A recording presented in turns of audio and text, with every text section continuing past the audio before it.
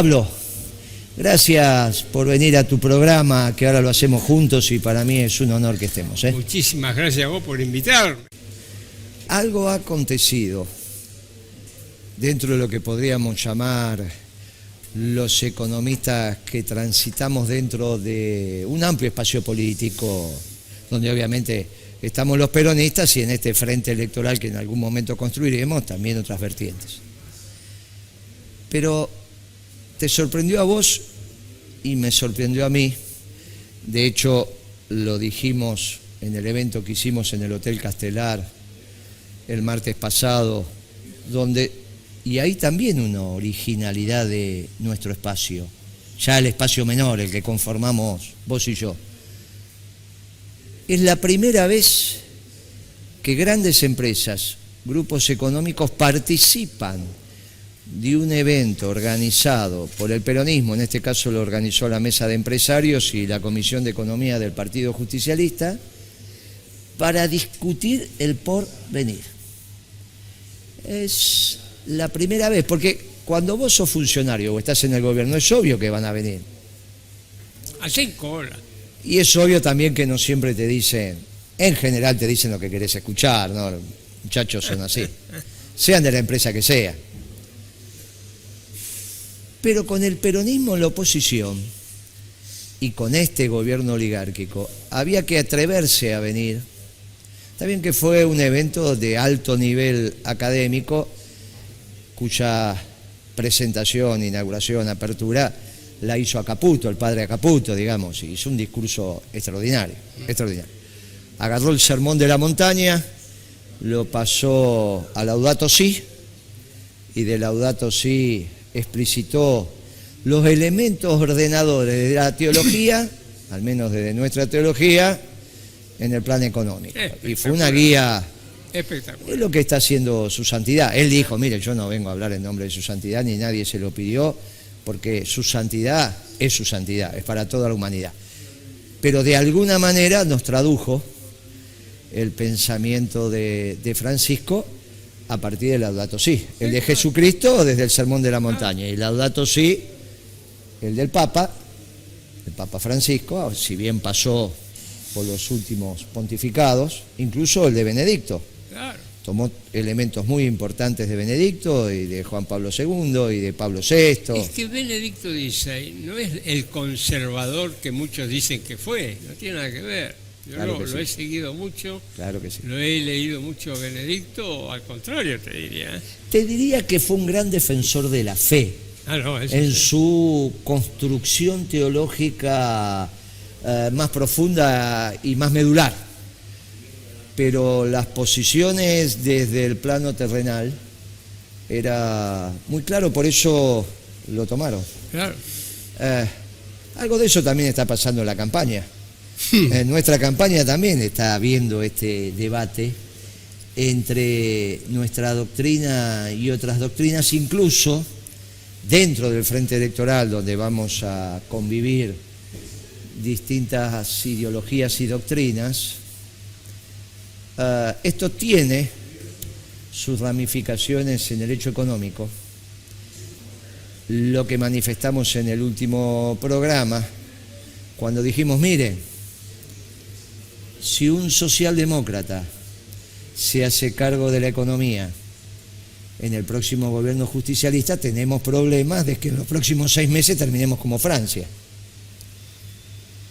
Claro, en la semana, entre un programa y otro, pasaron cosas. Y entre otras,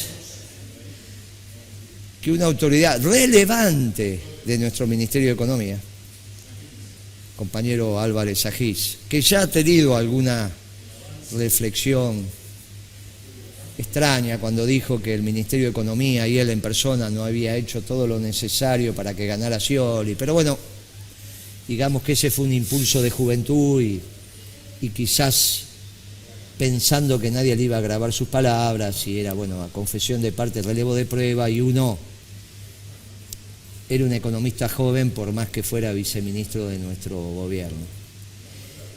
Pero ahora, que ya es un consultor, que ya está dirigiendo una carrera universitaria vinculada a la disciplina en estas universidades del conurbano, importantes por cierto. Escribió o dio un reportaje, pero después lo sostuvo también en algún artículo, pero dio un reportaje donde le reconoció las bondades de la política monetaria a este gobierno. Entonces uno con justa razón podría decir, caramba, si esta política monetaria que está aplicando Sanders y este gobierno oligarca es correcta, también podría ser correcta en un gobierno justicialista. Y la verdad que quedamos ampliamente sorprendidos. Y con los economistas que hablé de la Comisión de Economía del partido y fuera de la Comisión de Economía, sabés que tenemos diálogos permanentes con los radicales, estaban sorprendidos con esta declaración. Y como esto no es un tema personal, no es que te caiga bien o mal, otro te puede caer bien, la verdad que... Personalmente no lo conozco. Bueno, yo sí. Nunca lo he visto. Yo sí. Hace años que no lo veo, pero no hay ningún tema personal. Es un tema de formación. Y es un tema de cómo vamos a ordenar nuestro modelo de desarrollo. No es lo mismo que el modelo de desarrollo tenga una tasa de interés alineada con la internacional, que tengamos una tasa de interés exuberante, 10 veces superior, como nunca se ha visto en el mundo. Claro. Lo decimos nosotros, sí, lo decimos hace mucho tiempo. Esto que está haciendo Sanders nunca se hizo en el mundo. No hay ninguna experiencia en el mundo de esto que está haciendo el Banco Central. Pero ¿querés que te agregue algo? No hay ninguna teoría económica que la vale. Porque si vos me decís a mí, a ver, los estructuralistas, neoestructuralistas, los liberales, la escuela austríaca, lo que vos quieras, ¿hay alguna de esas teorías que vos puedas aplicar y los decir... Los marxistas, hasta los marxistas. ¿Hay alguna de esas teorías que se puedan aplicar para decir está bien lo que hace? Y yo te digo, la verdad, no las conozco. Yo no sé dónde sacó este muchacho, Álvarez Agis, de dónde sacó él. Yo creo que fue más bien un exabrupto. Ok. Pero sin fundamento teórico. Pero digamos que mi temor, el mío personal, es que Álvarez Agis pudiera haber tenido mucha influencia en Cristina. Entonces estamos en un problema muy grave. Pero Cristina, hablando en el Senado, fue muy clara denunciando las altas tasas de interés. Así que pareciera que, pero de todas maneras la relación de Cristina con Kicillof y el grupo Kicillof es muy fuerte, ¿no? Sí, eso es innegable. Y naturalmente que por esto, como otros economistas tienen influencia en otros dirigentes políticos, convengamos que en realidad este es un debate que tenemos que dar porque está en el marco de la técnica,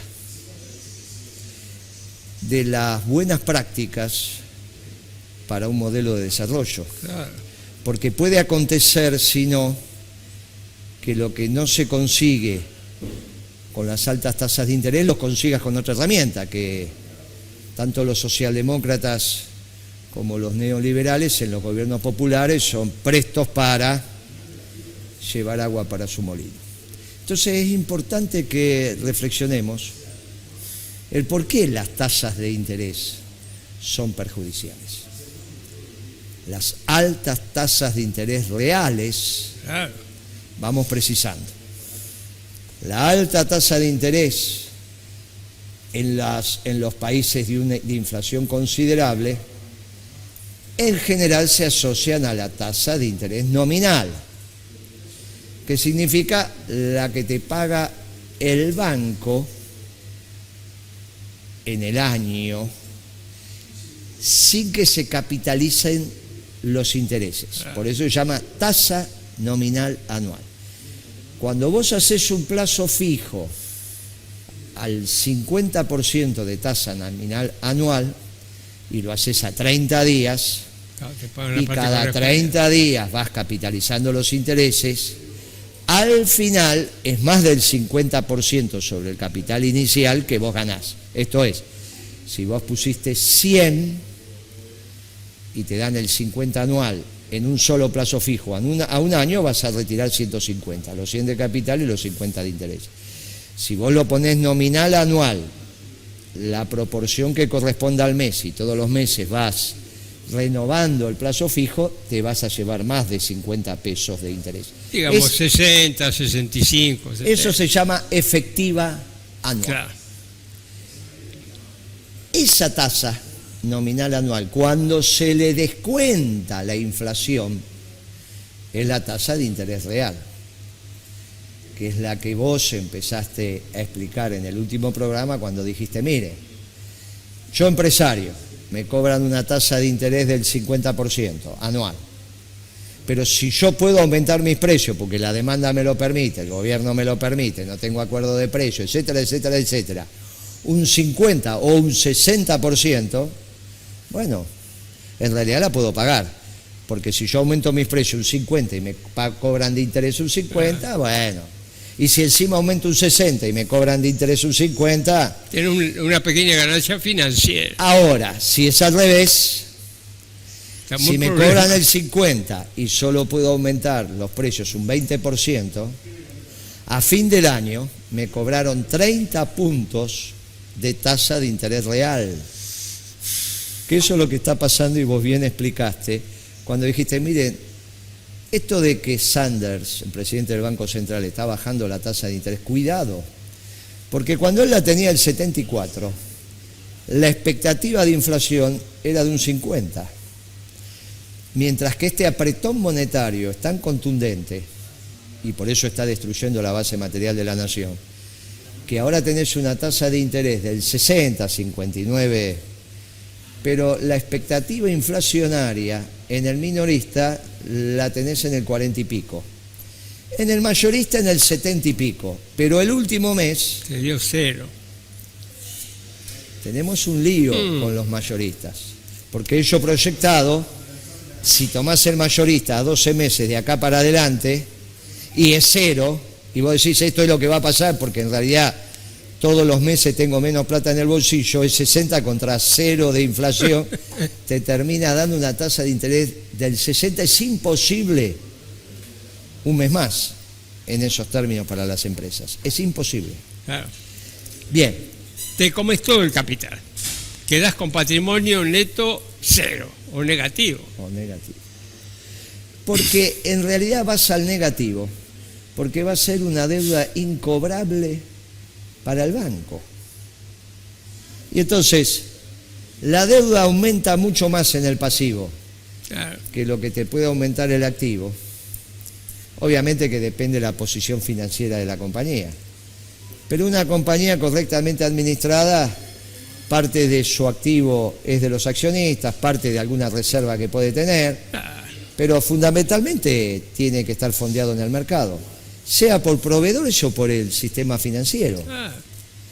La sana administración de un negocio dice, mire muchachos, para eso existe el activo y el pasivo. En el pasivo empezás a tener el crédito financiero y el crédito comercial que se alinea con el crédito financiero. Y este es el problema de por qué esta tasa de interés es absolutamente inviable en el sistema capitalista. Por eso no hay ningún antecedente en el mundo, como bien decís vos, de un modelo que te permita decirle a las empresas que van a ganar plata con una tasa de interés real de 30 puntos. Sí. Una tasa de interés real de 30, 35, 40, aun cuando vos empieces con una proporción capital propio contra de tercero alta, te lo come en meses. En meses. En meses te la comió. Sí. Por más que vos tengas barba, una solidez espectacular, en 3, 4, 5 meses se acabó esa solidez. Y chao, se acabó la empresa. Se acabó la empresa. Lo que hay que entender, el otro día alguien con una charla me planteaba el tema de que Argentina se iba a encontrar con graves problemas para poder hacer frente a sus obligaciones externas en el 2020. Lo cual es cierto. No hay fondos ya del Fondo Monetario Internacional, vencen 50.000 millones de dólares en 2 años. Obviamente la balanza comercial no te puede dar eso de ninguna manera, ahí hay un problema. Sí, es un problema que inquieta a quién. Me comentaba este periodista que había estado en una reunión donde estaba Calvo, estaba Broda y había 2 o 3 más brokers internacionales que, siguiendo este razonamiento, si Argentina no es viable y ahí viene el aumento del riesgo país. Y yo le decía, mire, ese es un problema real, pero se puede solucionar. Es un problema, pero se puede solucionar. Lo que usted no puede solucionar es si las fábricas cierran. Claro. ¿Cómo la soluciona? Si las empresas cierran y cierran masivamente, ¿cómo se soluciona? No se puede solucionar. Una fábrica que se cerró y que va a remate, porque al final el juez, remata además los equipos están en desuso, ya no hay mano de obra calificada para ponerlo en marcha. ¿Cómo hace? Lo peor que nos puede pasar es que el criterio de empresa en marcha no exista cuando lleguemos al gobierno y nuestras empresas estén vos lo has paradas. dicho muchas veces, vos lo has dicho hace mucho. Necesitamos que los empresarios mantengan sus empresas en marcha. Yo te lo he escuchado muchas veces y fue muy sabio eso. Ahora, la verdad es que ya no depende de los empresarios. Porque vos le podés decir a los empresarios, mantenga las empresas en marcha. El tipo dice, ¿cómo querés que haga que mantenga las empresas en marcha? Y en esto quiero retomar algo que dijimos la semana pasada. Una pequeña mediana empresa. Una empresa que tiene 15 trabajadores, 20. El empresario puede tener guardado alguna reserva, el famoso canuto, y va sacando, y bueno, llegará un momento, digamos que puede tener una reserva para un año, contada en dólares, la podría tener. ¿Cómo hacen las grandes empresas para tener esa? Y lo vuelvo a decir, Coto debe tener alrededor de 25.000 trabajadores, la última vez que hablé hace algunos años. Supongamos que perdió alguno, que tenga 20.000. Bueno, hagan las cuentas. Pongan un salario promedio de empleado de comercio, las cargas sociales, y díganme si puede tener el hombre guardado en la caja fuerte de su casa o tiene que colchón. tener un colchón, claro, parecido al Cábana, para decir algo. Claro, ¿qué es? Cuando nosotros hablamos de las grandes empresas que tienen más espalda, ¿qué es esa espalda? La capacidad de endeudamiento. Claro. Externa e interna. Externa porque tienen acceso a los mercados internacionales, Arcor, por ejemplo, Ledesma, por ejemplo, Coto, por ejemplo, Techín, por ejemplo, que las pymes nuestras no tienen, ni saben dónde ir a pedirlo. No tienen por ahí, pero eso es absolutamente ridículo, no la tienen. Pero vos fíjate, disculpame, te interrumpo un segundo. Fíjate qué trampa para la gran empresa. Porque la gran empresa tenía la capacidad de endeudarse en el extranjero y de hecho se endeudó en el extranjero. Agarró la devaluación. Claro. Y los puso, claro, ¿viste? Y ahora salieron de la devaluación y entran estas tasas de interés monstruosas. Entonces... Nosotros hicimos un artículo casualmente, estaba terminando hoy el artículo de la semana que viene, que publico periódicamente, todos los lunes, y se menciona un artículo publicado el 25 de diciembre de 2017, cayó lunes, ahora cae martes 25, cayó lunes.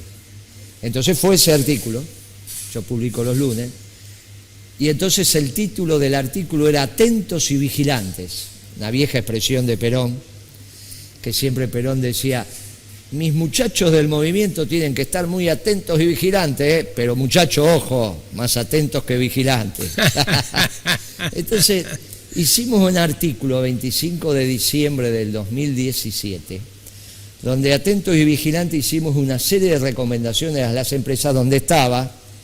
Ojo con el endeudamiento en moneda dura, si lo tuviste que hacer, sacá cobertura, si sos importador, sacá cobertura.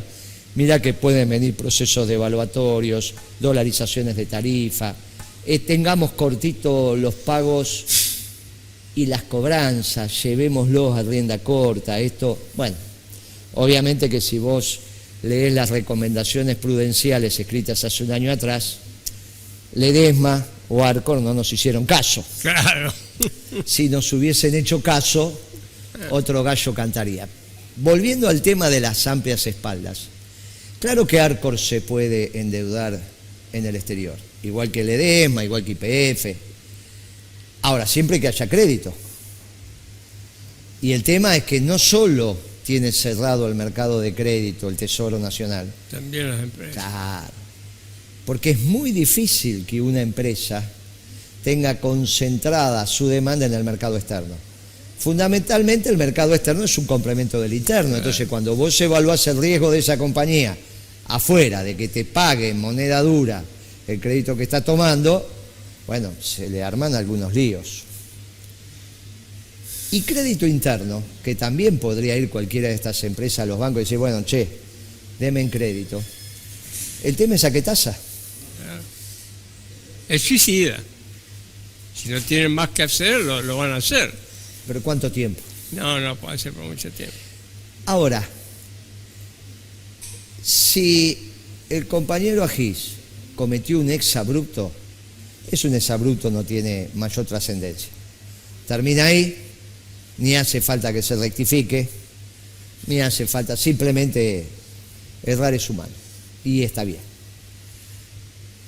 Es un economista joven y esto se lo dije varias veces a Cristina. Cristina, para ser un buen ministro de Economía de mi patria, 50 años para arriba. Son los 15 años que decía Milton Friedman de graduado y por lo menos 10 años más de haber trabajado en el mercado. Por lo menos. De haber roto la cabeza. Por lo menos. Sí. Fuiste a cubrir los cheques, tuviste que pagar estos sueldos, te peleaste con estos proveedores, tuviste que ir a cobrar, tuviste que ir a pedir un crédito y no te lo dieron, muchachos. Es la técnica, el dominio de la técnica, más lo que aprendés en la vida cotidiana. Por eso tiene mucho de arte la economía. El dominio de una técnica, si no dominás la técnica, pero después hay que caminar la calle.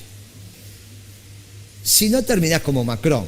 Yo cuando vi que los códigos nucleares franceses iban a estar en manos de un muchacho sub 40 o por ahí, dije, caramba, la verdad que tenemos un lío. Si no es sub 40 está por ahí.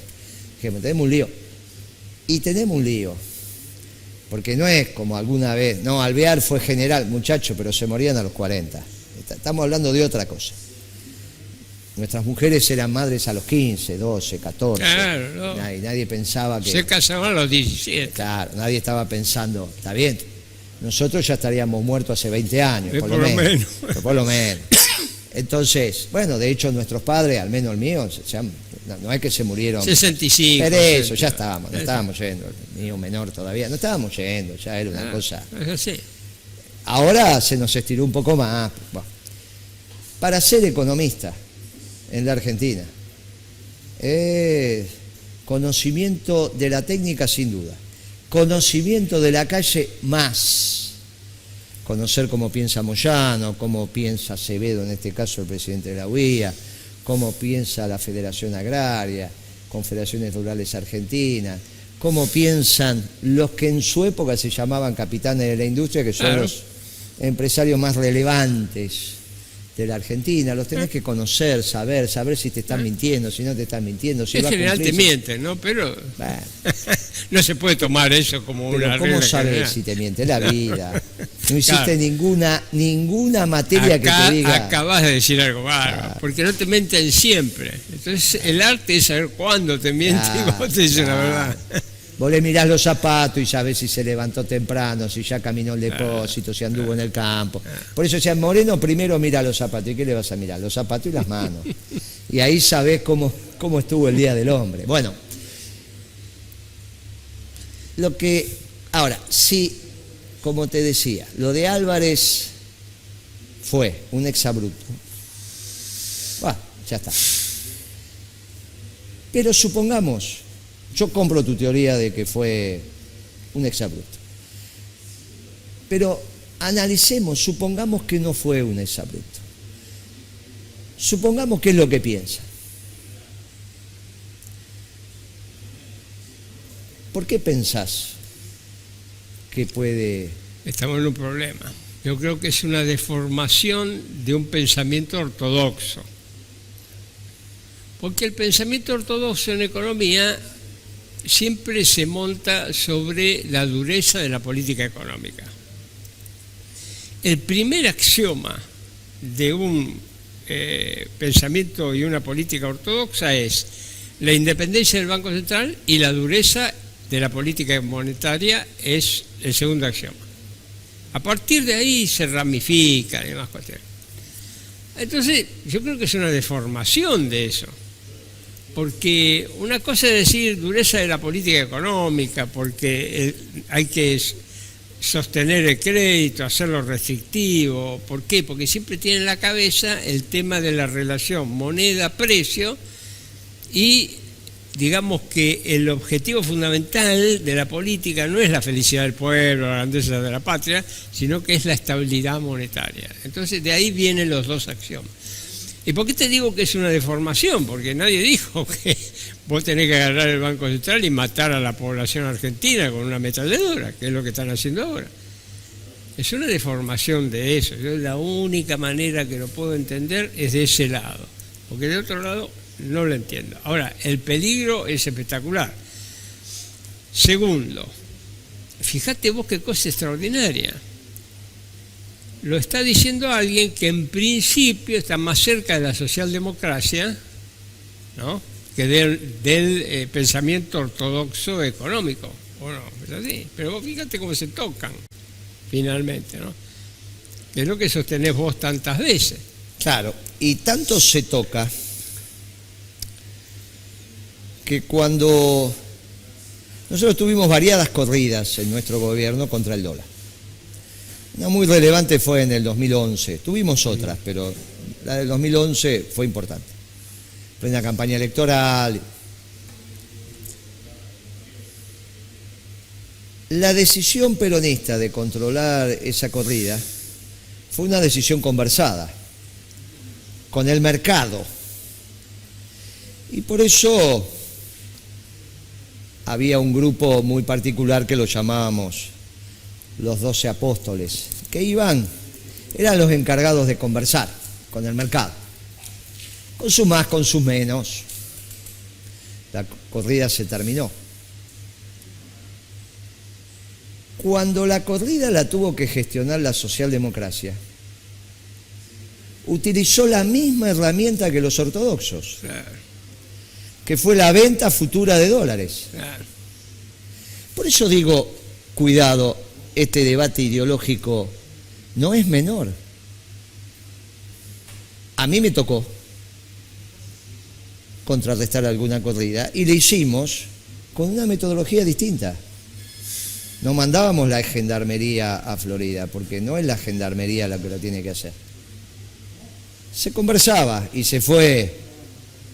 Los caballos empezaron cada vez a correr más despacio, lentificar, hasta que volvieron al corral. Y una vez que volvieron al corral, los dejaste pastando, ahí. Un poco de agua, un poco de pasto, y ahí los tenías. Le diste un horizonte de estabilidad. Estamos. En la próxima corrida se empezó con este mecanismo de dólar futuro, absolutamente contrario a lo que la sana administración de una economía peronista dice que hay que hacer. De hecho, los resultados están. Desde ya que esto no es una decisión tomada por la primera magistratura, primero porque teníamos un Banco Central independiente, como corresponde, sino la adscripción al Fondo Monetario que también teníamos era, y aparte porque no la vamos a ver al presidente de turno en aquel momento tomando decisiones, es ridículo, absolutamente ridículo. Pero la matriz decisional de ese Banco Central y de ese Ministerio de Economía hizo eso.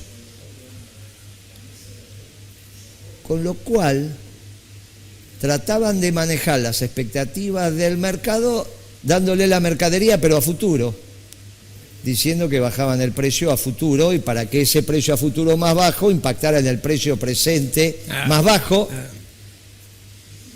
Pero eso se lo podemos pedir a... Es lo que hacía Sigó, es lo que hizo Martínez de O, es lo que hicieron, no lo que hacíamos nosotros. No es. Ahora, por eso decimos, miren muchachos, estas ideas socialdemócratas, saquemos las neoliberales, estas ideas socialdemócratas son muy peligrosas.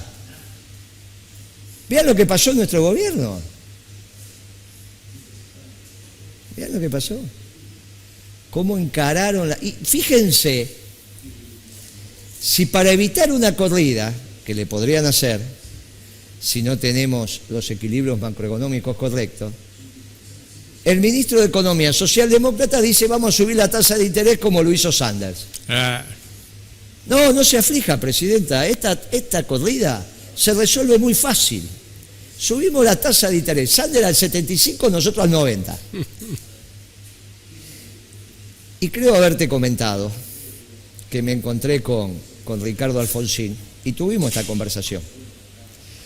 Y le dije, mire, doctor, subir la tasa de interés es extremadamente peligroso, lo más peligroso en una economía.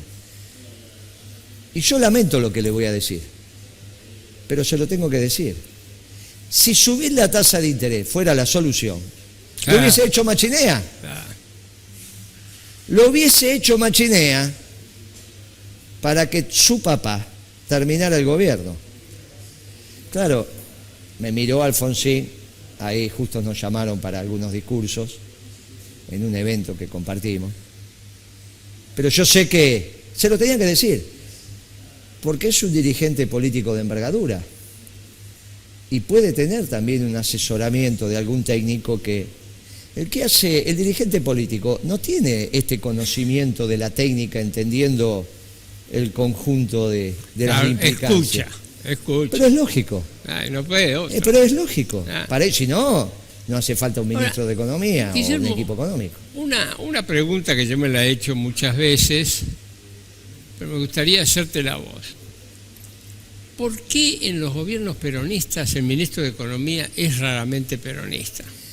Bueno, es raro. Yo creo, mira, es la misma teoría que tuve de por qué pude, porque yo a vos te dije en este programa que Bonadío iba por... Pero no sé si te comenté que el día que los sacaron a Lorenzetti, porque dejó de ser presidente de la Corte, yo empecé a decir que era un grave error del gobierno, porque ahora se armaba una mayoría peronista de 3-2 o 4-1, de acuerdo a lo que hiciera Nolasco. Y lo dije ese mismo día, no sé si te lo comenté. Te lo escuché decir. Bueno, pasó el tiempo. Yo me acuerdo porque en ese momento Rossi hizo el diputado Rossi, hizo una declaración diciendo, ¡qué desastre! Presidente de la Corte de Clarín, es un hombre de Clarín. Yo dije, no, muchachos, les liberaron las manos a Lorenzetti. Claro.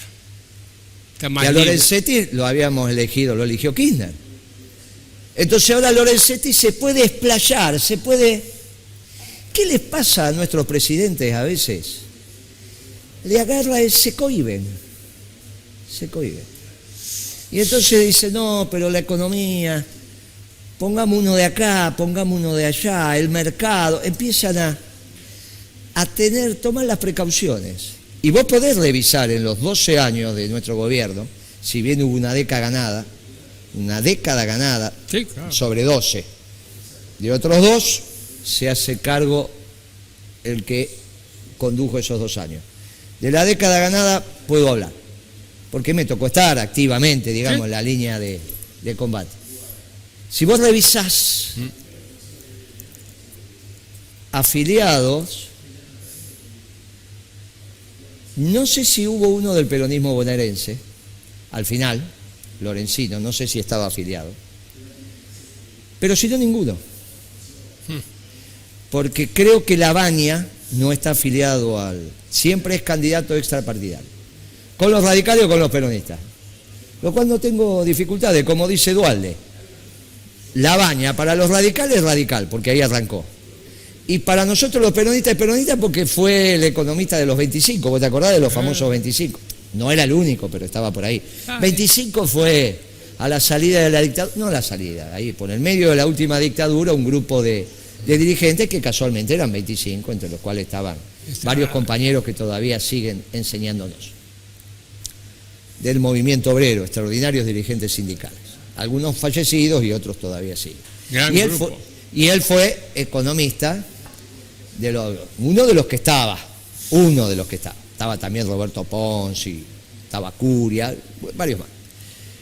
Entonces los peronistas lo tomamos como propio, nunca nos fijamos en el padrón si está afiliado, y si no está afiliado es extrapartidario. Y los radicales también.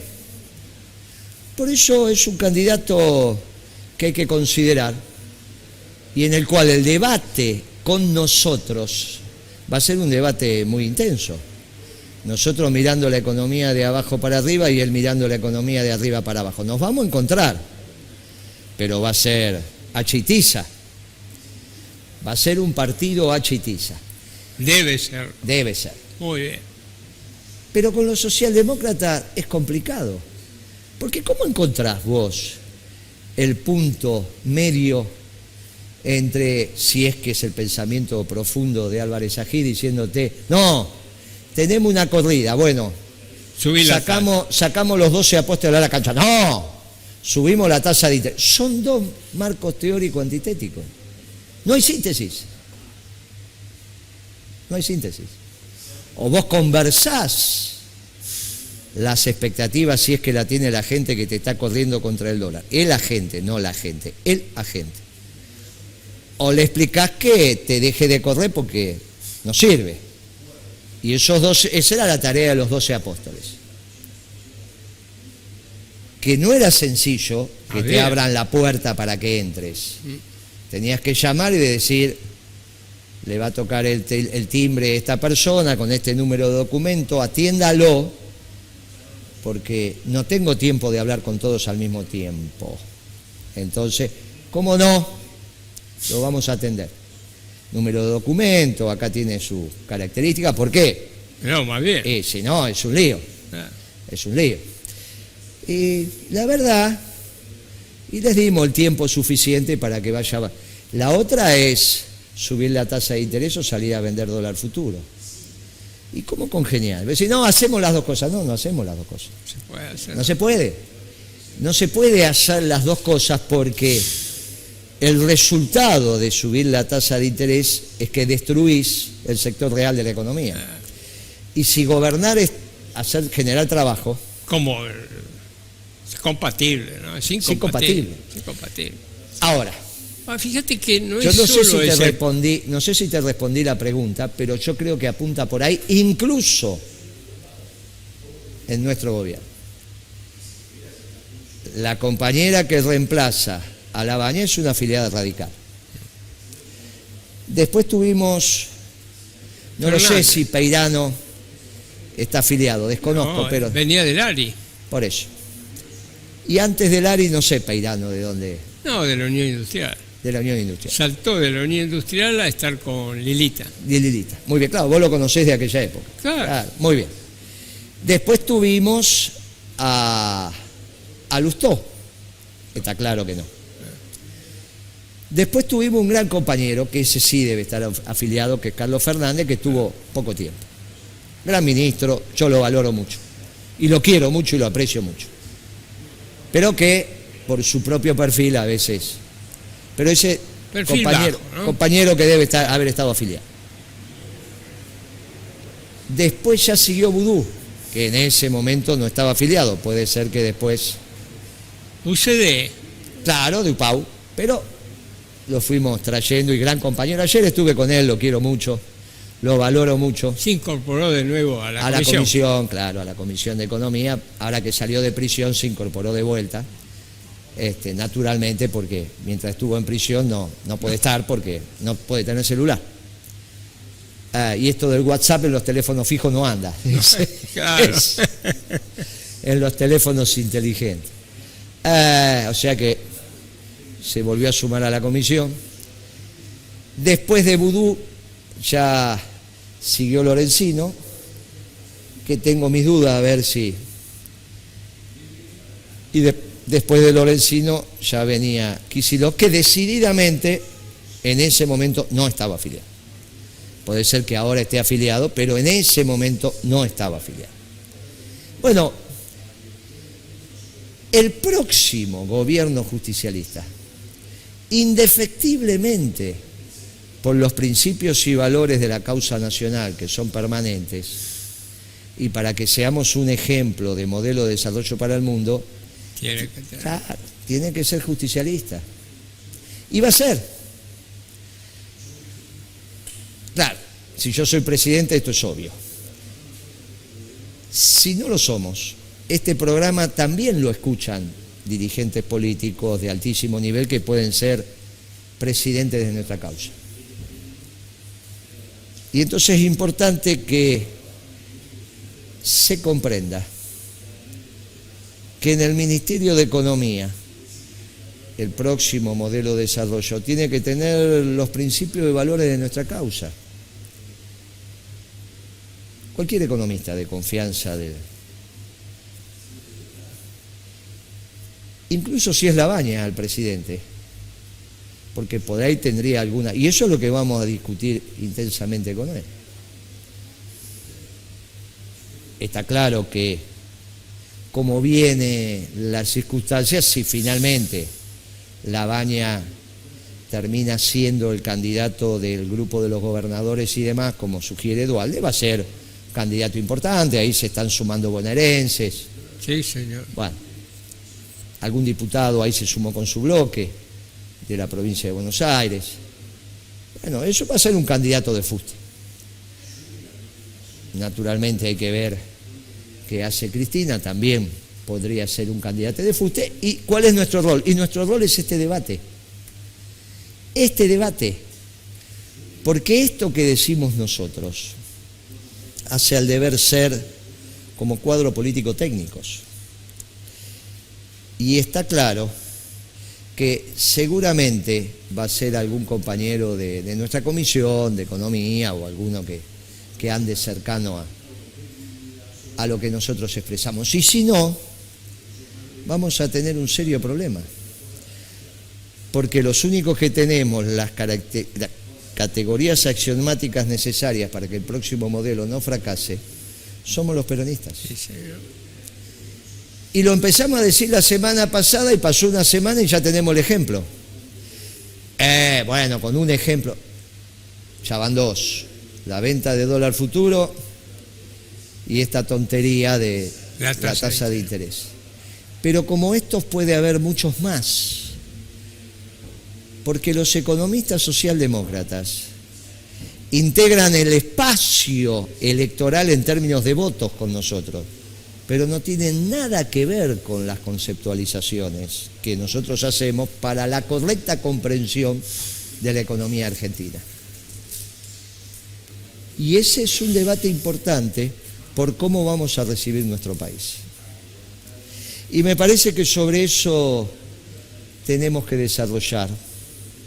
Desarrollamos la política monetaria, no la terminamos de desarrollar, pero algo, quizás en el próximo programa tenemos que avanzar sobre la política monetaria, completar y empezar a plantear algunas diferencias en la economía real. ¿Qué te parece, señor, Pablo? Perfecto. Porque los compañeros están diciendo, bueno, compañero Moreno, usted dice que con los socialdemócratas, ¿cuáles son las diferencias? Bueno, muchachos, la primera diferencia central es que ellos son librecambistas, igual que los neoliberales. Pero eso lo desarrollamos en el programa que sigue.